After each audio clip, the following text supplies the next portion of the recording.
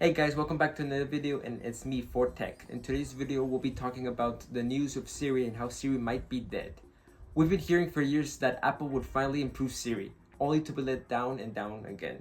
Now even Apple seems to realize at this point where it might need to make a tough call. Here's the latest.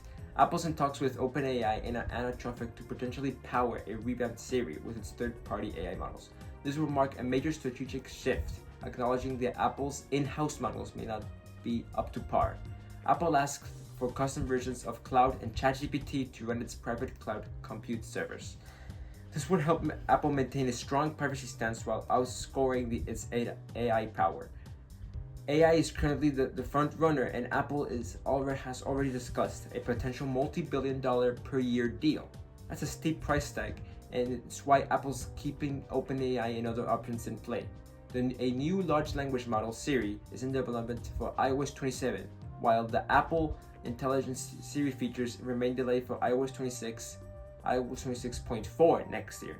In the meantime, Apple plans to lead its partnerships and keep with AI expectations. This explains the report on Apple potentially acquiring Perplexity soon. This shift has also caused internal tensions as Apple AI teams fear the move signals broader abandonment in in-house efforts. Key engineers have already left, including LLM researcher Tom Gunter. My take: this is not my bingo card. Instead of Apple stacking to its in-house models for ChatGPT like Siri, looking to outscore its speed and speed things up. Does this mean Apple's giving up its own models? Of course not. I see this as a stopgap solution where Apple continues to polish its foundation models, and they'll keep giving us something instead of giving us nothing. To me, it looks like they're trying to put something out to people because their in-house model is quite literally not ready yet.